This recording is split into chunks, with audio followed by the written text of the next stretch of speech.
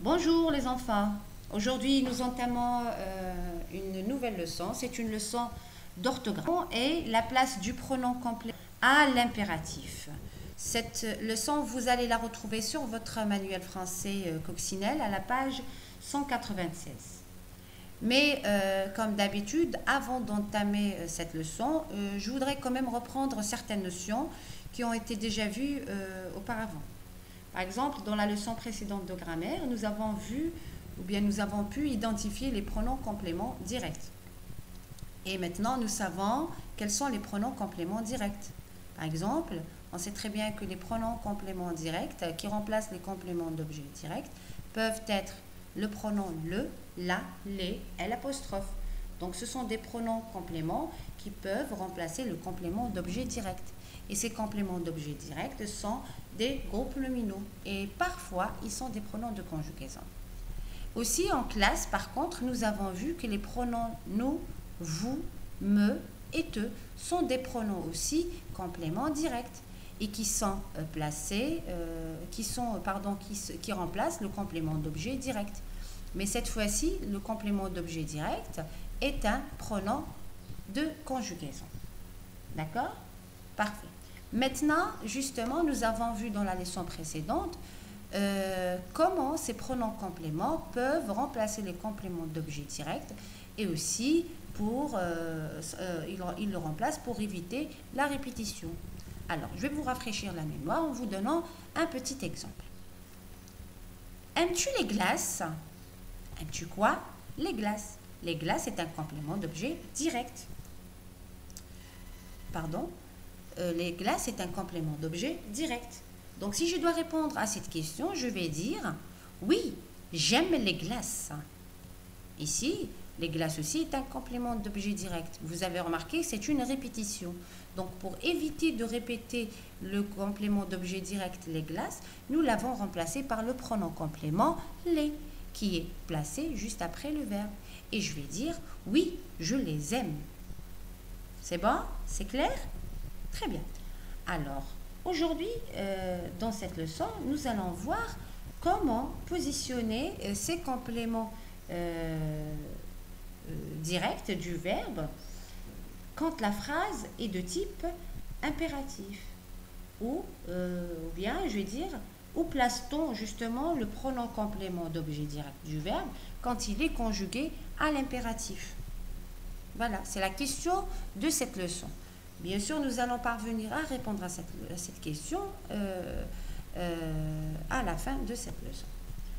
Donc, ce qu'on doit retenir au début, qu'il y a une règle de base, que les pronoms compléments se placent généralement devant le verbe. Par exemple, nous avons vu dans l'exemple précédent, aimes-tu les glaces? Oui, je les aime. Ici, la place du pronom complément est juste avant le verbe. Donc, c'est ce qui est important c'est important de retenir cette règle. C'est une règle qui est généralement appliquée. Mais en français, il y a des situations où on ne peut pas appliquer toujours cette règle. Voir justement où le pronom complément n'est pas placé avant le verbe. D'accord? Donc, ici, le premier cas spécifique serait dans la phrase impérative.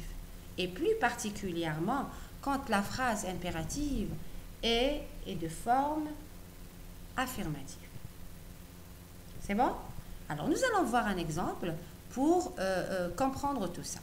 Alors, je vais vous donner un petit exemple. Est-ce que j'achète le journal? Vous avez remarqué, c'est une phrase interrogative. Dans cette phrase interrogative, je vais souligner le verbe. Le verbe est achète. Et le complément est le journal. Donc ici, le complément est un complément d'objet direct. J'achète quoi? J'achète le journal. C'est bon? C'est très clair pour le moment.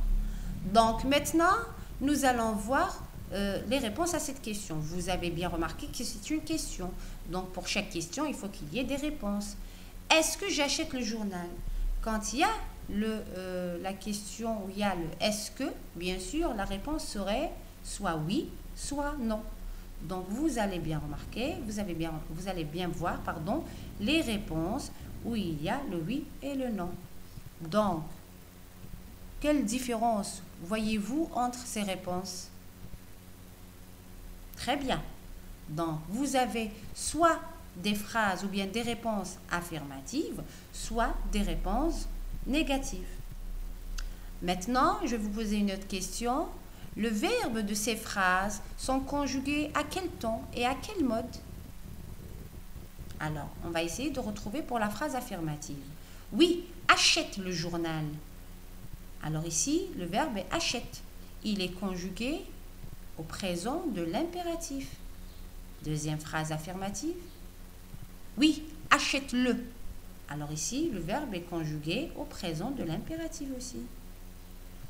À la forme négative, non, ne l'achète pas. Il est conjugué aussi le verbe au présent de l'impératif. Donc ici, les verbes sont conjugués au présent de l'impératif.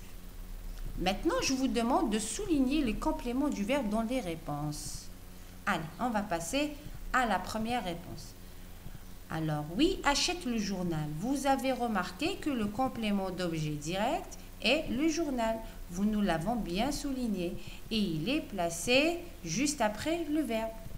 Maintenant, la deuxième phrase affirmative, nous avons remplacé le complément d'objet direct pour éviter la répétition par rapport à la question.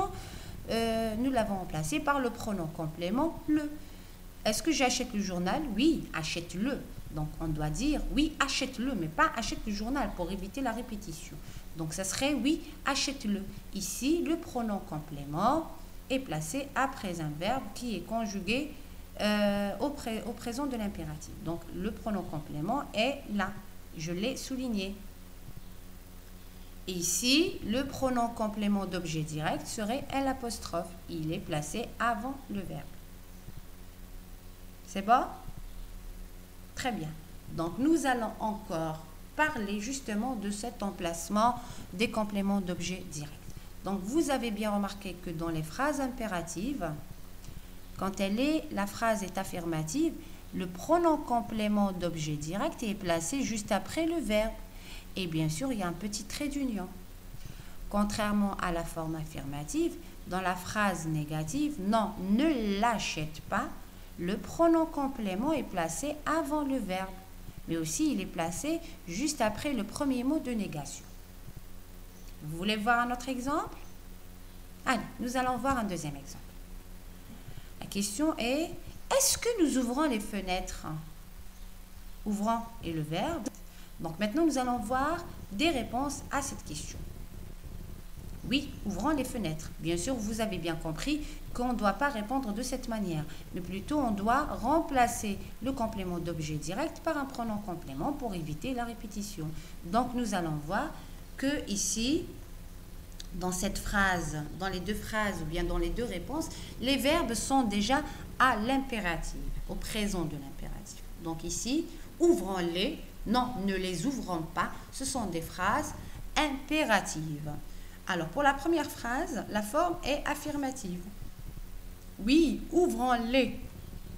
Donc ici, le verbe est à l'impératif et le pronom complément est placé juste après le verbe qui est conjugué au présent de l'impératif. Et bien sûr, il est relié avec le verbe par un trait d'union. Dans la phrase négative, je vais dire non, ne les ouvrons pas. Vous avez bien remarqué que le pronom complément d'objet direct est placé avant le verbe, donc comme la règle de base, mais aussi il est placé après le premier mot de négation ne. C'est clair? Il y a autre chose aussi. Nous avons dit auparavant que le me et le te sont des pronoms compléments directs.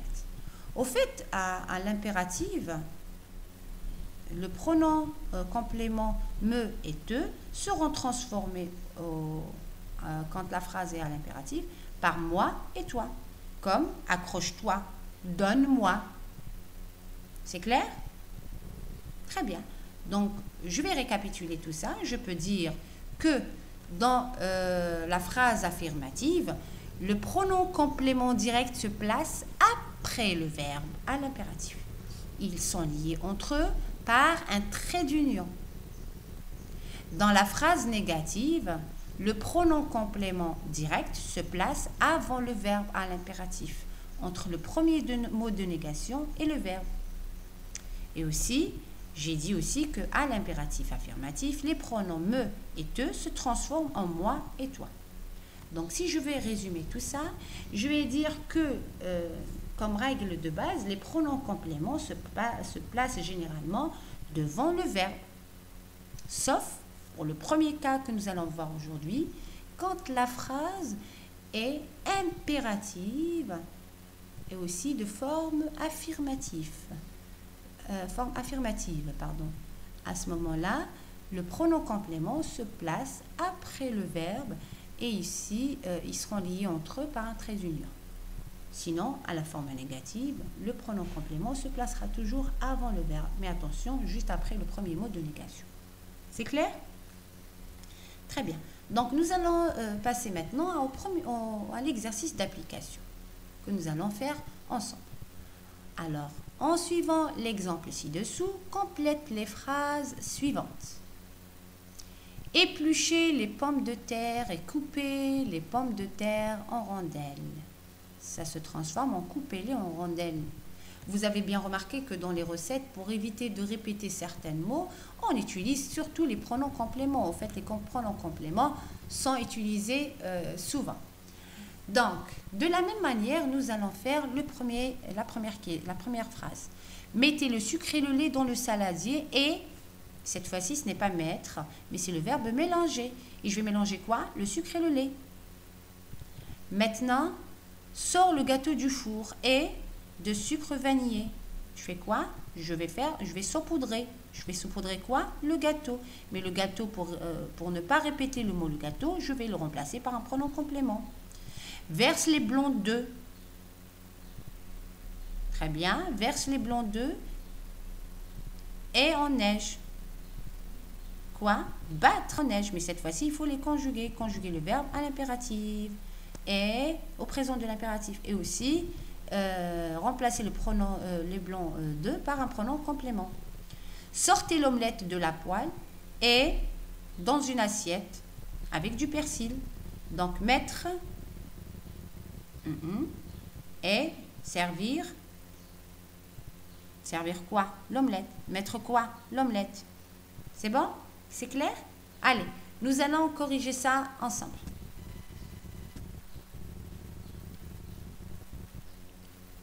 Mettez le sucre et le lait dans le saladier et mélangez-les. Mélangez quoi?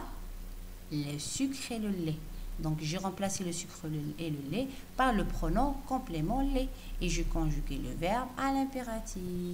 Ah, bien sûr, avec le temps indiqué dans le premier verbe. J'ai mis le trait d'union. Donc, c'est correct.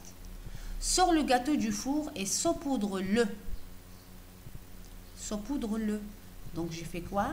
J'ai remplacé le pronom complément le, ou bien j'ai remplacé le complément d'objet direct le gâteau par le pronom complément le, que j'ai positionné après le verbe. Ce verbe-là est conjugué au présent de l'impératif. Et si vous avez bien remarqué, c'est à la deuxième personne du singulier. Ici, c'est un verbe qui est un verbe du premier groupe. J'ai enlevé le S. Le S n'est pas apparent pour les verbes du premier groupe à la deuxième personne du singulier au présent de l'impératif. Et aussi, nous avons le trait d'union. Donc, tout ce que je suis en train de vous dire, c'est pour vous rafraîchir surtout la mémoire concernant aussi la leçon de conjugaison. Verse les blancs d'œufs.